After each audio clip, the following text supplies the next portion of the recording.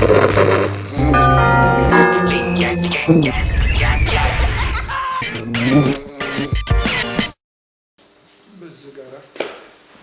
To czemu byśmy nic nie powiedzieć? Bez zegara. Ze zegarem czy bez zegara? Pokój dobro. Pokój dobra. Witamy Was serdecznie po raz Bardzo. kolejny z naszej pomarańczowej kanapy. Nie, gościnni jesteśmy. Tak. Słuchajcie, dzisiaj powiemy trochę o spóźnionym powołaniu. To znaczy, czy to powołanie jest gorsze, czy jak to w ogóle się do tego odnieść? Czy w ogóle można mówić o spóźnionym powołaniu, prawda? Bo, No właśnie. No bo powołuje nas Pan Bóg, no i co? I spóźnił się, mrugnął okiem i przegapił nasze życie.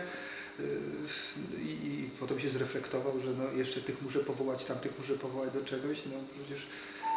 No, wiecie, spokojnie możemy zobaczyć, że na kartach Pisma Świętego, szczególnie to widać na przykładzie proroków Starego Testamentu, widzimy pewien taki dynamizm tego powołania, nie? Że Pan Bóg jednak powołuje osoby od samego poczęcia.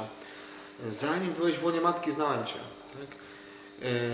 Co to oznacza? To oznacza, że powołanie jest bardzo głęboko wpisane w naturę człowieka. Powołanie, myślę, nie w formie zawodu, tak, co będę robił, tylko o pewnej formie przeżywania mojego życia. Tak? Czy to będzie poświęcone Panu Bogu, czy będę poświęcony drugiej osobie w małżeństwie. Moje miejsce na świecie, moje powołanie jako wobec otaczającego mnie świata. No, Pan Bóg ma, jak tak czasami w różnych grupach takich religijnych mówimy o tym, Pan Bóg ma wobec nas plan, tak? Wobec każdego człowieka ma plan. No, a nasze zadanie polega właśnie na tym, żeby ten plan odczytywać i to jest właśnie odczytywanie powołania. To jest odczytywanie tego zadania, które Pan Bóg ma wobec nas, prawda? To jest to no zresztą o co modlimy się też w tej modlitwie, której nas nauczył Pan Jezus, bądź wola Twoja jako w niebie, tak i na ziemi, a więc w moim życiu również. No. Więc ja chcę wypełniać wolę Bożą, chcę wypełniać to, co dla mnie przewidział Pan Bóg. No i więc w takim kontekście, czy w takim znaczeniu, no nie można powiedzieć o spóźnionym powołaniu. Znaczy ja rozumiem, że to no tak kolokwialnie spóźnione powołanie rozumiemy, że Ktoś późno odczytał. tak, że ktoś później odczytał. No być może jest to jakiś znak czasu, że że ciężej jest odczytać głos Pana Boga. Tutaj ja poszedłem do zakonu od razu po maturze. A ja po maturze. Dla odmiany. To się różnimy w tej kwestii. A natomiast na przykład w tym roku mężczyźni, którzy do nas do zakonu przyszli, okazuje się, że jeden jest po maturze, a cała reszta później, nawet po studiach. Dlatego jakby te proporcje zupełnie w drugą stronę poszły i być może naprawdę ten świat nie sprzyja temu, aby odkrywać własne powołanie. Gdzieś pędzimy, gonimy.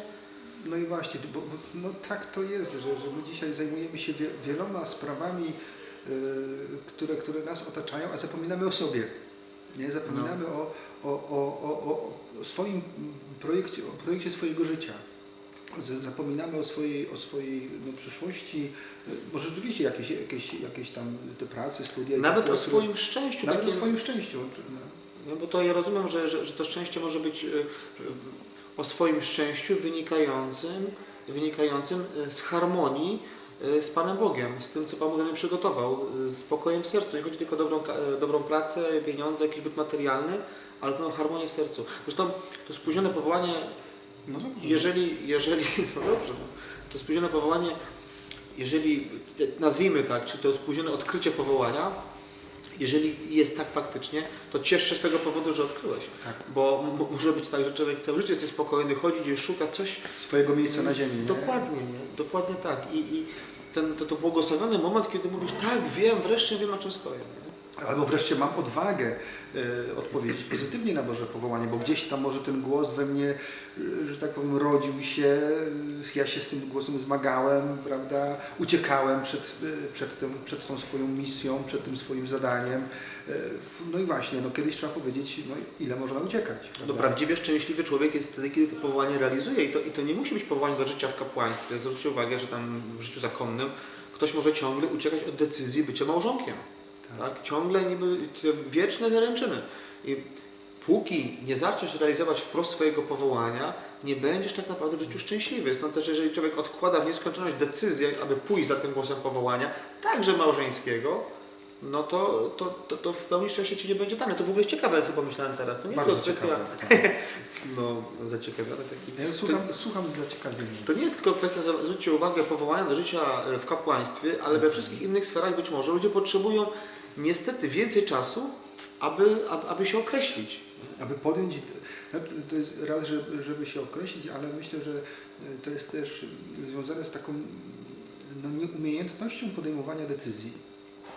W ogóle. No tak, takich- ale być a już- może a to już tym wynika bardziej- z braku pewności. Z braku pewności, z braku przekonania, no ale trudno podjąć naprawdę wielu osobom taką wiążącą ostateczną decyzję. Boimy się chyba, boimy się, no nie wiem czego, konsekwencji, Jeżeli będziemy szczęśliwi. że nie będziemy szczęśliwi, że może to nie to, że może inna droga, że może to nie ta osoba, może inna osoba, prawda? I tak właściwie do końca życia można sobie to pytanie zadawać, kim jest właściwie czy ta forma powołania, czy ta osoba, z którą mam spędzić resztę swojego życia. No ale tę decyzję trzeba kiedyś podjąć. A? Koniec?